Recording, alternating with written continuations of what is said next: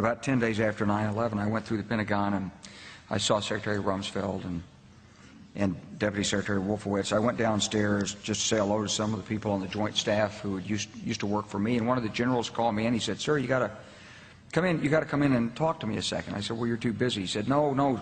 He says, "We've made the decision. We're going to war with Iraq." This was on or about the 20th of September. I said, "We're going to war with Iraq. Why?" He said, "I don't know." He said, "I guess they don't know what else to do." So I said, "Well, did they find some information connecting Saddam to Al-Qaeda?" He said, No. He says, "There's nothing new that way. They just made the decision to go to war with Iraq." He said, "I guess it's like we don't know what to do about terrorists, but we've got a good military and we can take down governments." And he said, "I guess if the only tool you have is a hammer, every problem has to look like a nail." So I came back to see him a few weeks later, and by that time we were bombing in Afghanistan. I said, "Are we still going to war with Iraq?" And he said, "Oh, it's worse than that."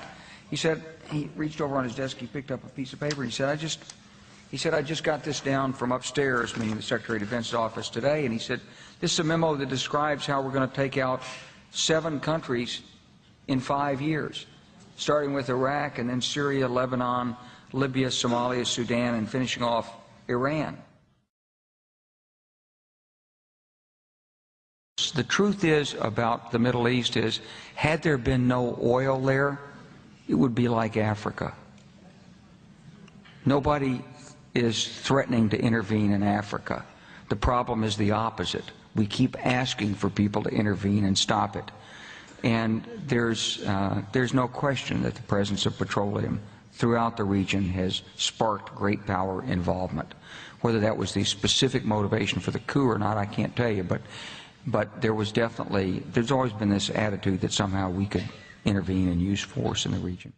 Former Prime Minister John Howard has rejected claims Australia went to war in Iraq based on a lie during a speech to mark the 10th anniversary of the conflict.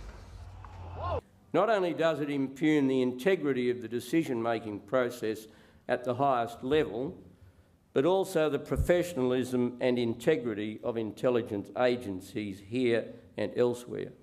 He says the decision to join coalition forces was based on a belief at the time that Iraq had weapons of mass destruction.